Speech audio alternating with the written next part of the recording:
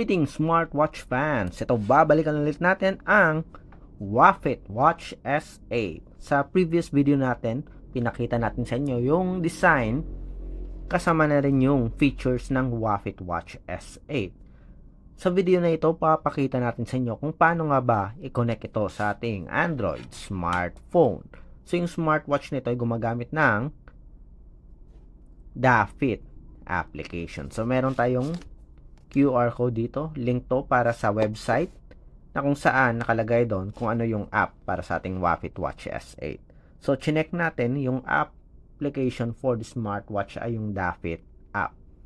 So, kung gusto nyo malaman kung paano i-connect to sa inyong Android smartphone, panoorin nyo yung video na ito, and of course, subscribe na sa ating nag-iisang Smartwatch Pinoy TV.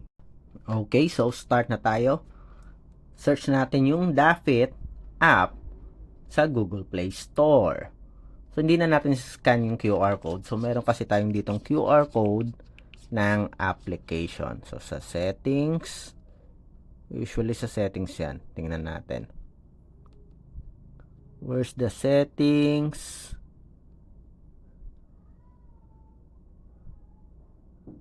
Ayun. Settings. Tapos, about. Yan. So, app or QR code. So, sa atin, search na lang natin kagad directly dito sa Google Play Store. Dafit. Search. Yan. Tap natin, install. Wait lang natin na ma-complete yung installation.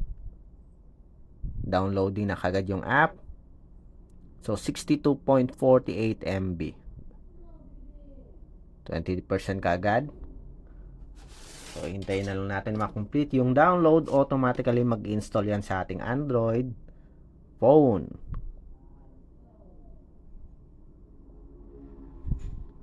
%86%.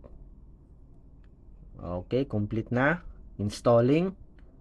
Wait na lang natin before i-open natin yung application para sa ating Wafit Watch S8. Installing. Yan. Complete na. Open natin yung app. Dafit. Welcome to Dafit. So, agree and continue. So, searching for smartwatch kagad. Hintay lang natin.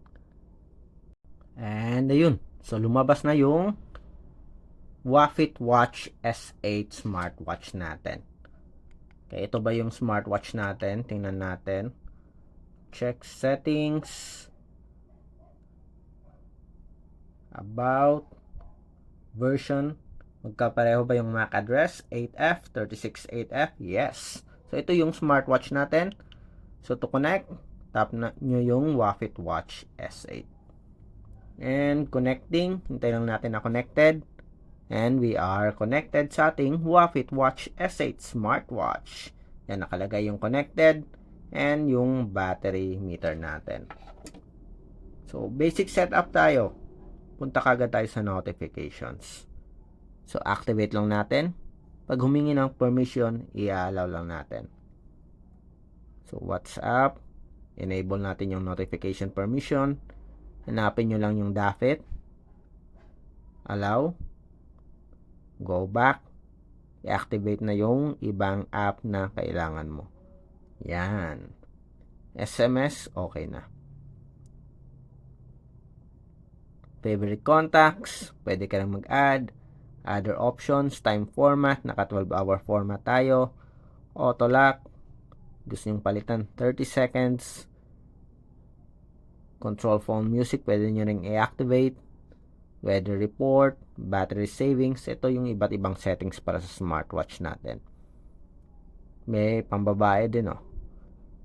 Physiological cycle reminder. So, tanggalin natin ito. Hindi natin yung kailangan. Shutter, e-card, world clock.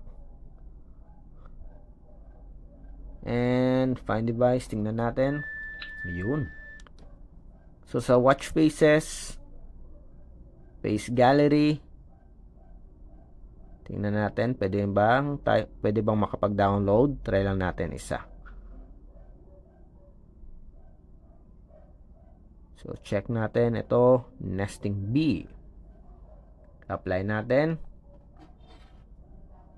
And as you can see here, automatic nag-switch sa download mode yung smartwatch natin. Tingnan natin kung magkakaroon tayo ng successful download. Napapansin nyo, napakadali lang i-pair yung Wafit Watch S8. Minsan ayaw mag-connect, i-clear nyo lang yung Bluetooth connectivity nyo. And ito nga yung downloaded na watch face sa ating Wafit Watch S8. So wala namang ibang iseset. Allow nyo lang, pwede ka mag-add my number, save, done. Tingnan natin kung nandito na sa favorite contacts. Punta ka sa settings. Saan ba yung contact natin? Contacts. Yun. So, ito yung number na na-add natin. Okay, so working perfectly yung ating Wafit Watch S8 na connect natin ng maayos sa ating smartphone with the Dafit application available sa Android at iOS platform. So, kung meron kayong katanungan sa pag-connect ng Wafit Watch S8, drop lang ng comment sa baba. And of course, support nyo ang ating channel, Smartwatch Pinoy TV.